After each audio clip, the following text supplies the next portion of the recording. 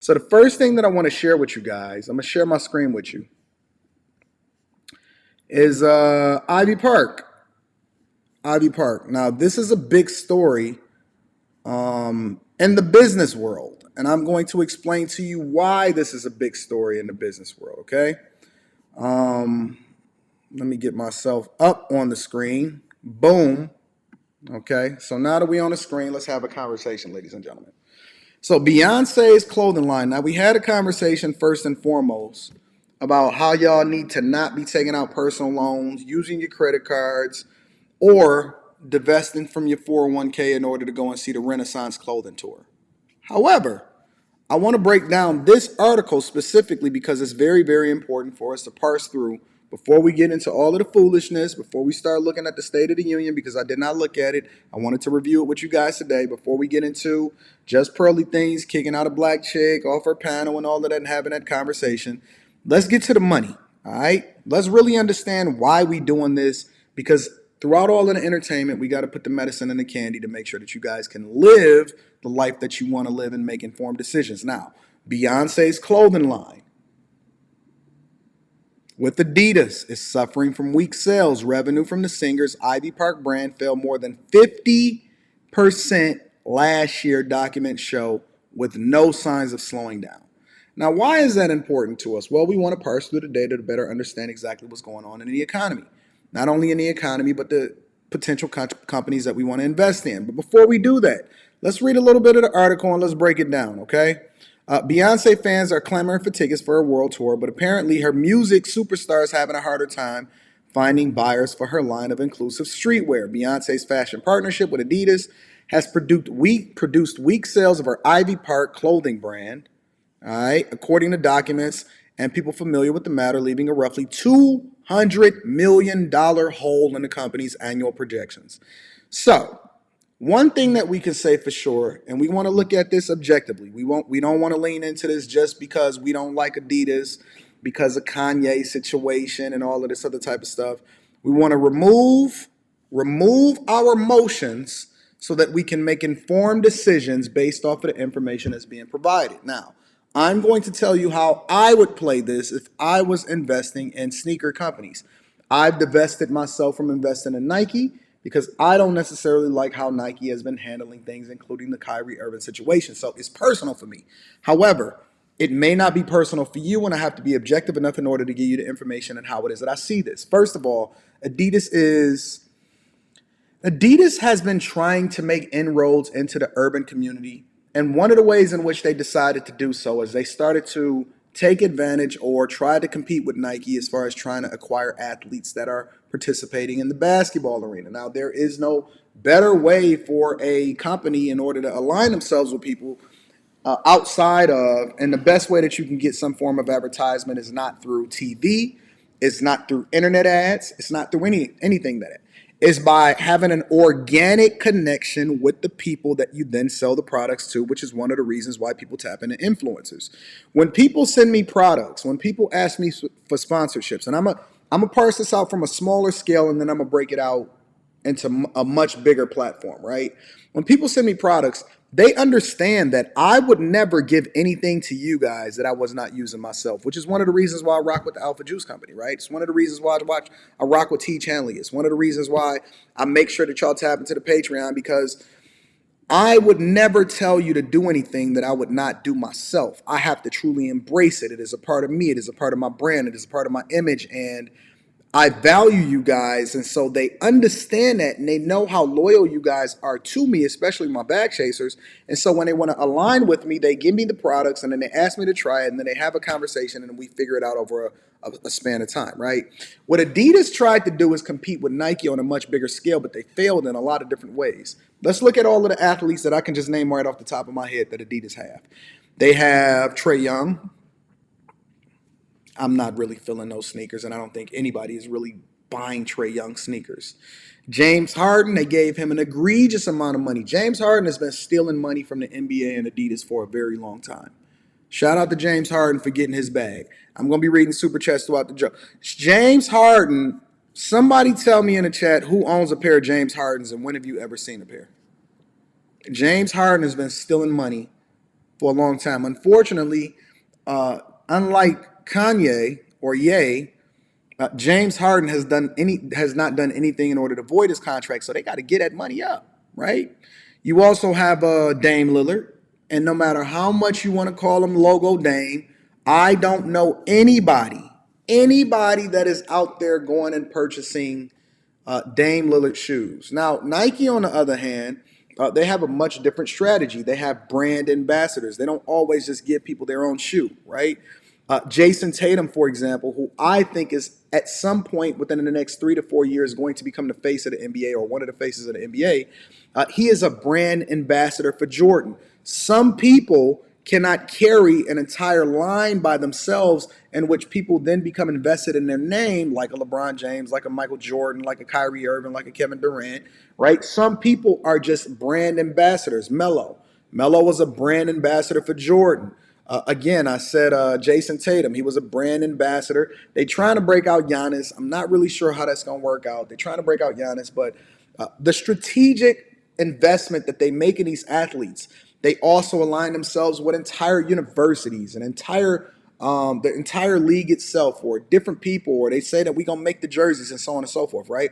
But my point is that when you start to look at things like this, brands are really stepping out on faith in order to ensure that they can truly get their name out there and then hopefully generate some form of a profit by aligning themselves with people like Beyonce and Ye and so on and so forth. Now, we know that Ye for Adidas had been phenomenal. I mean, they had been making money hand over fist, which is one of the reasons they should have just leaned right into that, not let the cancel culture determine whether or not they should have continued to rock with Ye. And I'm going to tell you why.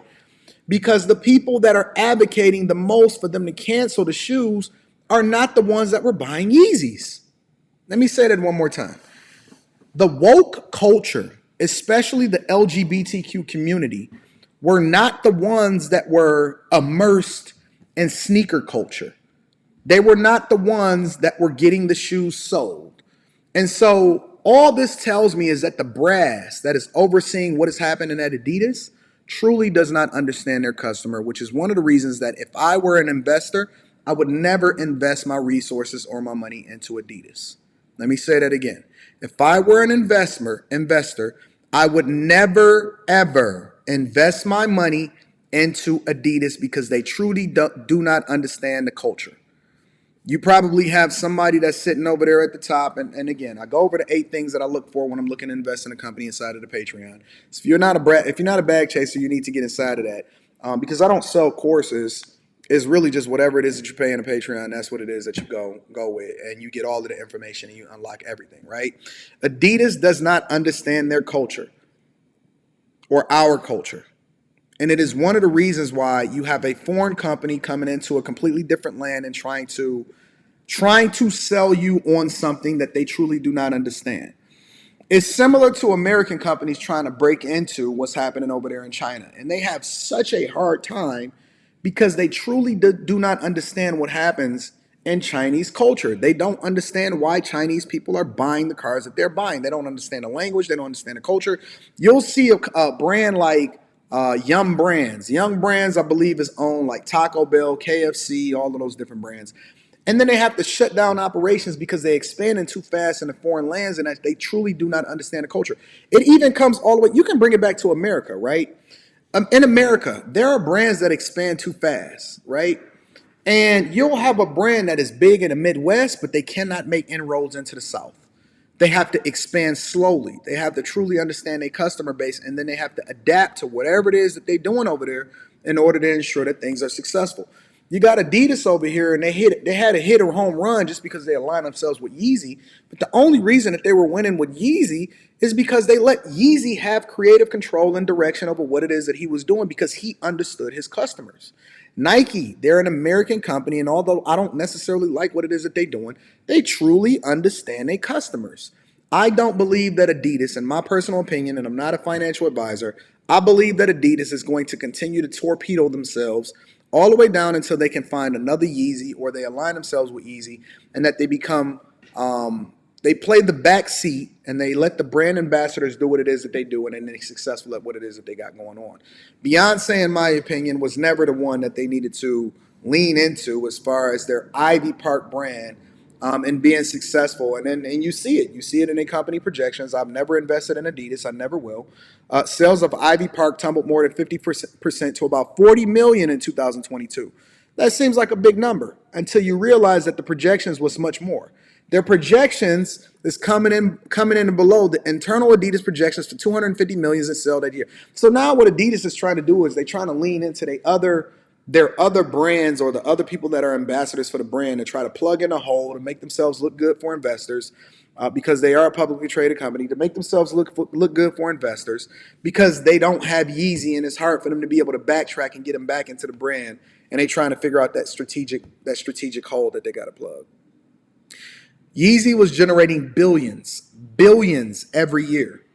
They allegedly have a warehouse of over $580 million worth of Yeezy stock or Yeezy brand content that they cannot do anything with. They fumbled. They fumbled the bag. They let cancel culture mess up their bag, and now they got to make themselves available or internally available to investors, because all of those same people that was calling for Adidas to be able to drop Yeezy, you know what they did? They went on and lived their lives, and they never bought another. They wasn't buying Adidas anyway, so what difference do it make? It says that the documents show Ivy Park has been losing money for Adidas, and Beyonce gets about $20 million in annual compensation. Contract between a pop star whose full name is Beyonce Knowles Carter and the German sneaker giant is set to end after 2023, and Adidas executives have discussed either ending or revamping the arrangement. It's over. If they were smart, they would divest themselves from this whole Ivy Park thing, because Beyonce stuck them up for 20 M's a year for a long time, and she got all of her money. Adidas said Ivy Park partnership is strong and successful, cap, and declined to discuss its financial performance. We continue to be inspired by it. What are they supposed to do? The struggles of the brand, backed by one of the world's most successful music artists, who just set the record for the most Grammy Awards, has nearly 300 million Instagram followers, which does not translate into sales. Only 40 million in sales, but 300 million Instagram followers, because her strong suit is not in her ability to be able to design clothes. Her strong suit is getting up there and shaking her ass in order to make sure that these women stay single while she stay married. That is her strong suit, okay? Pharrell has been killing it though. Pharrell has been killing it. That H something MD, HBMD or whatever brand, that junk always sell out. Adidas and global sportswear seller with roughly $30 billion in market capitalization lowered its earnings outlook in November after it cut ties with Mr. West. Beyonce debuted the Ivy Park clothing line in 2016. So think about this. From 2016 through 2023, she has been sticking them up for 20 M's per year. That's $140 million, and you don't even have to do nothing but take a couple pictures and throw out a brand.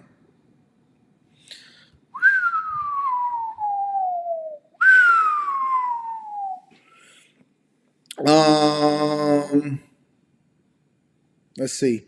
Adidas in 2019 announced its collaboration. Oh, okay. So it's 2019 in collaboration with Beyonce. Over time to call it the partnership of a lifetime. Adidas executives expected hundreds of millions of dollars in Ivy Park sales and promised Beyonce guaranteed annual fees. Creative control. People familiar with the matter said it soon became clear that the Ivy Park collections weren't gaining the traction that Yeezy products did. But let me tell you what happened. I'm going to tell you what happened. And this is usually what happened. Brands take risks, especially when it comes to gambling on content creators and aligning themselves with certain people, right? And what happened was, because they were doing so well with the Yeezy brand, they were able to take a risk on Ivy Park. And so if they hit 2 home runs, and they would just be out of this sphere.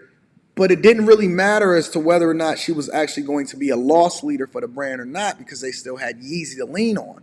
When they lost Yeezy, and when you lose your star player, every other person that is in the fold then comes into focus, and that people start to figure out, okay, were we losing money? Are we making money? And we need to start cutting costs, because you don't have that guy that is propping up every single thing that you have in your portfolio and making you look good. And so While you have that person, you start to mine out different ideas and you start to try to get different content creators because you're able to take more risk because you generate more revenue. It's just like the record label companies, and that because they got Drake over there, then you can take a risk on this person, this person, this person, and some of them may win and some of them may lose, and then you may get a Tyga and you may get a Nicki Minaj, but you still got Lil Wayne and you got Drake, and so you good. But when that star players start to fizzle out, or they decide that they want to take their parts, they talents over to South Beach, then you got to start paying attention. So Nike is always going to be good because Nike will always have the Jordan brand. Nike will always have LeBron. That's why they gave him a lifetime deal. And so they can take risk, and they're always going to be able to lean into other people from an investment perspective. And if you want to invest in a sneaker company, then I would recommend, obviously, that you lean into Nike. Nike has strong leadership on different sides of their business, especially when it comes to their application, their retail investment, so on and so forth. And I think that they know what they're doing. I just don't like the woke culture and how it is that it's affecting what's going on over at Nike. So I just got a completely different perspective. So make sure y'all hit a like for the YouTube algorithm, subscribe to the channel, and turn on your notifications. Because over here at the Bag Chasers, we make sure that we get to the money and we make sure that we parse through the information so that we can give you the most informed decision as to how it is that you need to be investing, because I do not talk about anything that I don't invest in myself. Again, I am not a financial advisor, but I'm just giving you the insight and information based off of how I see it. All right. So, in addition to that, before we get to the State of the Union, shout out to Beyonce over there messing up the bag for Adidas.